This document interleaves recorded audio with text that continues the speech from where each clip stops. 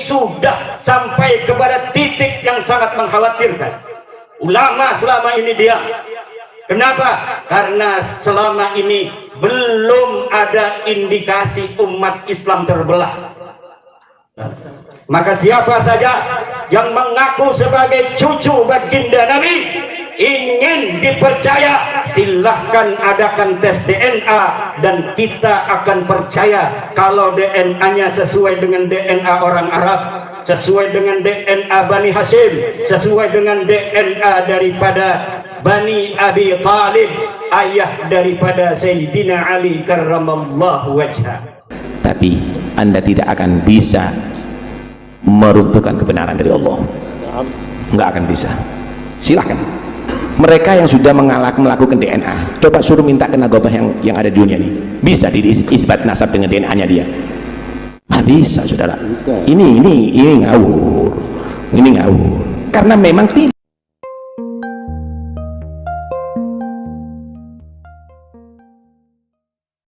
Maka siapa saja yang mengaku sebagai cucu baginda Nabi ingin dipercaya, silahkan adakan tes DNA dan kita akan percaya kalau DNA-nya sesuai dengan DNA orang Arab, sesuai dengan DNA Bani Hashim, sesuai dengan DNA daripada Bani Abi Talib, ayah daripada Sayyidina Ali karramallahu wajhah.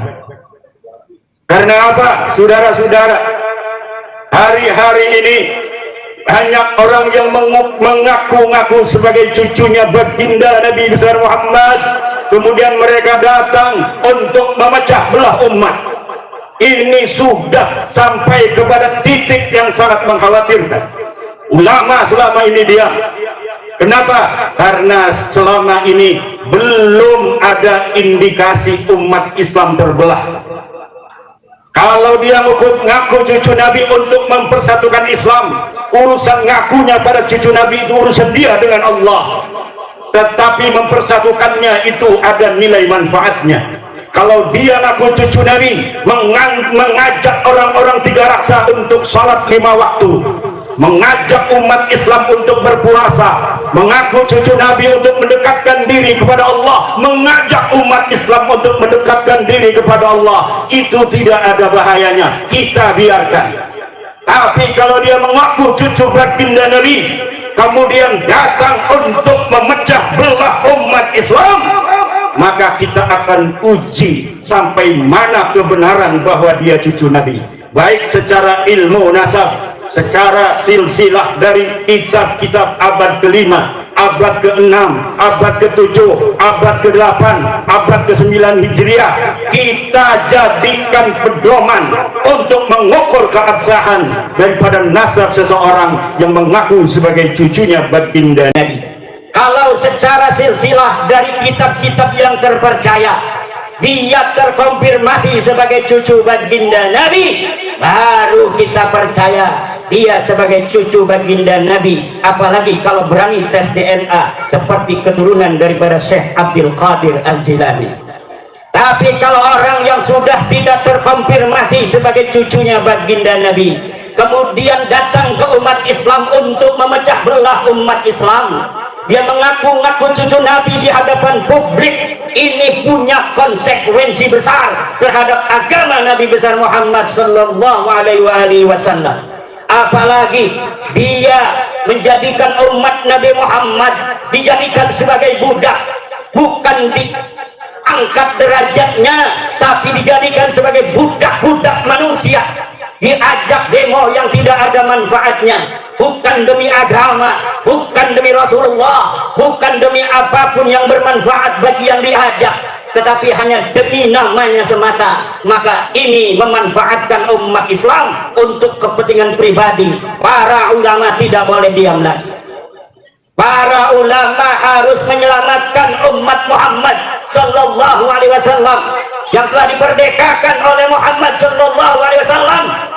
Ulama sebagai pewaris memiliki tanggung jawab untuk menjaga umat Islam ini dari perbudakan manusia. Kalau dia mengaku cucu Nabi di hadapan publik untuk memecah belah, boleh bagi siapa yang mendengarnya untuk datang ke polisi untuk melaporkan dia melakukan kebohongan publik, biar diuji di pengadilan apa betul dia sebagai cucu baginda Nabi besar Muhammad sallallahu alaihi wasallam. Tapi kalau dia hanya mengaku cucu Nabi, mengajak orang untuk sholat, mengajak orang untuk puasa, mengajak orang untuk bersatu, mengajak orang untuk memuliakan ulama, maka kita biarkan. Tapi kalau indikasinya sudah mau memecah umat Islam, apalagi memecah belah antar suku, memecah belah bangsa Indonesia yang dari Sabang sampai Merauke sudah 70 tahun merdeka, di dalam suka dan duka kita bisa membawa Indonesia sampai hari ini. Tidak ada perang saudara, kalaupun ada kecil sekali frekuensinya. Namun sekarang ada upaya-upaya untuk mengadu domba antara umat Islam dengan umat Islam lainnya, memecah belah antara satu umat Islam dengan kelompok umat Islam lainnya. Ini tidak boleh dibiarkan oleh para ulama, tidak boleh dibiarkan oleh para santri. Para ulama harus ngomong, para ulama harus bersuara untuk menjaga iman, menjaga persatuan umat Islam Indonesia yang kita cintai, yang bagi seluruh para santri Nahdlatul Ulama mempunyai tanggung jawab besar untuk menjaganya, seperti apa yang diamanahkan oleh Mbah Hasyim Asy'ari, yang diamanahkan oleh ulama-ulama Nahdlatul Ulama, bahwa NKRI ini adalah warisan yang harus dijaga, tidak boleh dipecah belah lagi. Tidak boleh ada upaya untuk memecah belah antar umat Islam. Tidak boleh ada upaya untuk menjauhkan para kaum muslimin dari ulama. Ini indikasi menjauhkan umat Islam dari ulama pun sudah ada, untuk dia mengambil para umat ini untuk dijadikan budak-budaknya, kemudian diajak untuk berdemo, diajak untuk berbuat sesuatu yang dapat mengganggu keamanan dan ketertiban bangsa Indonesia. Tapi Anda tidak akan bisa meruntuhkan kebenaran dari Allah, nggak akan bisa. Silahkan mereka yang sudah melakukan DNA, coba suruh minta ke nagobah yang ada di dunia ini, bisa diisbat nasab dengan DNA nya dia? Bisa saudara, ini ngawur, karena memang tidak ada DNA itu menjadi alat untuk menetapkan nasab. Jauh, segala sesuatu yang jelas kalau diperdebatkan menjadi nggak jelas. Karena itu Nabi SAW menyatakan, ma ballaghumun ba'da hudan illa kanu utul jadal. Tidak ada manusia yang jadi sesat setelah dia tadi itu tahu kebenaran, kecuali karena banyak debat. Paham ya? Nanti sholat diperdebatkan, nanti puasa diperdebatkan, nanti hijab diperdebatkan. Yang sudah jelas jangan diperdebatkan. Paham ya? Semakin tidak jelas, itu namanya syubhat. Syubhat itu orang yang membuat keruh, membuat gaduh. Paham ya? Membuat gaduh. Ya, jangan mau dong, udah bersih, udah jernih dibuat gaduh mau. Gila sudah. Karena itu kesesatan itu terjadi setelah jelas karena banyak debat. Jangan memperdebatkan yang sudah jelas, percuma. Tambah menjadi sesat, bukan menjadi ini ya. Tapi memang ada orang-orang seperti itu. Ada orang-orang yang memang begitu, ada. Maka kita nggak menuduh bayaran atau tidak, memang ada orang yang menjadikan hal yang yakin menjadi ragu, bukan mengajarkan keyakinan semakin mantap. Ada begitu. Gini dong, saudara, kalau ada orang yang tidak mengerti masak kemudian dia makanannya nggak enak, itu adalah hal yang biasa, nggak mungkin akan diperdebatkan. Tapi ketika ada orang yang dia tadi itu ngerti masak kemudian masakannya nggak enak, itu berbeda tujuan, mungkin merusak restorannya itu, pelanggannya supaya nggak laku. tokonya nggak laku. Sama dengan orang awam mengobati orang sakit kemudian kok sampai tambah parah, itu biasa. Tapi kalau orang yang ahli, dia mengobati atau mengobati sampai mati atau tambah parah, jangan-jangan dia itu adalah malpraktek. Ini menjadi masalah. Itu biasa. Yang merusak ilmu itu orang yang tahu ilmu, yang mempermainkan hukum itu orang ahli hukum. Yang malpraktek itu adalah dokter. Kalau orang bukan malpraktek, kalau orang bodoh di pasar praktek, ya pasiennya yang keliru. Paham ya? Hal biasa itu, hal biasa. Tidak perlu kita bingung ya.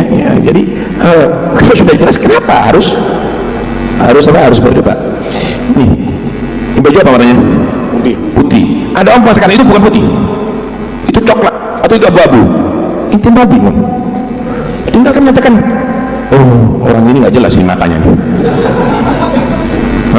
Ternyata matanya yang tidak ada, selesai. Ada apa? Karena itu nggak perlu kita ribut sebetulnya. Ada apa ribut gitu loh? Orang 7, orang 8, buat apa bingung gitu loh? Nggak ada urusan. Karena itu jangan hanya sibuk dengan itu semuanya. Belajar ilmu yang benar. Belajar ilmu yang benar. Ini semuanya akan berlalu.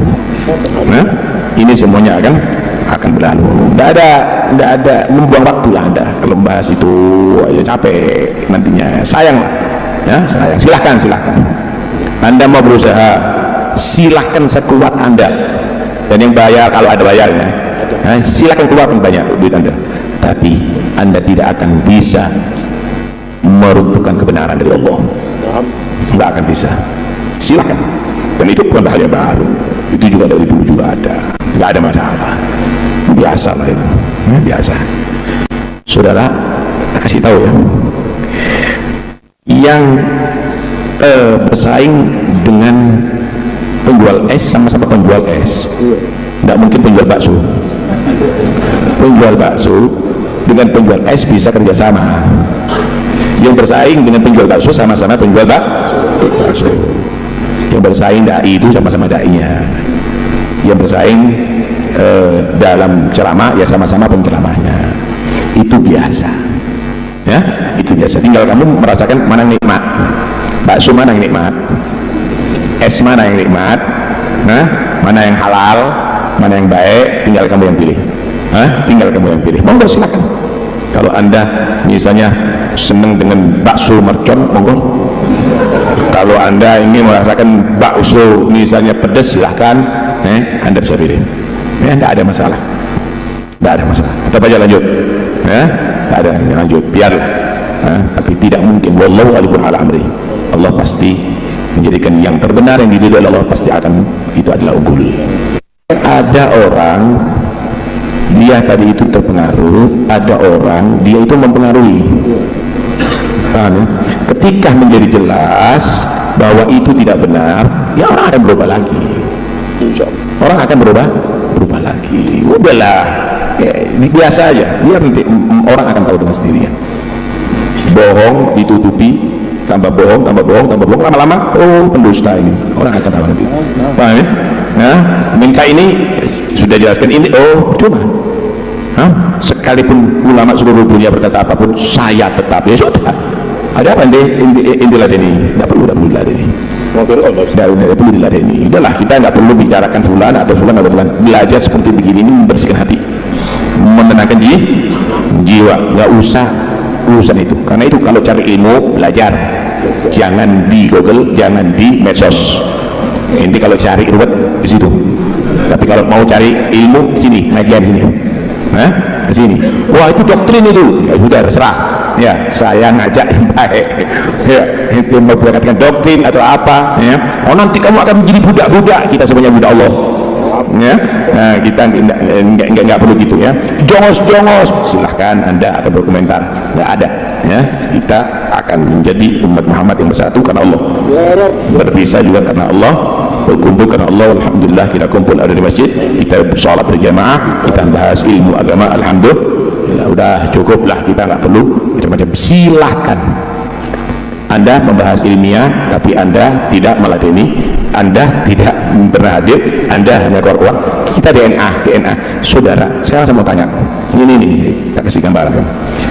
Mereka yang sudah melakukan DNA, coba suruh minta ke narkoba yang ada di dunia ini, bisa diisbat nasab dengan DNA-nya dia? Bisa, saudara. Bisa. Ini ngawur.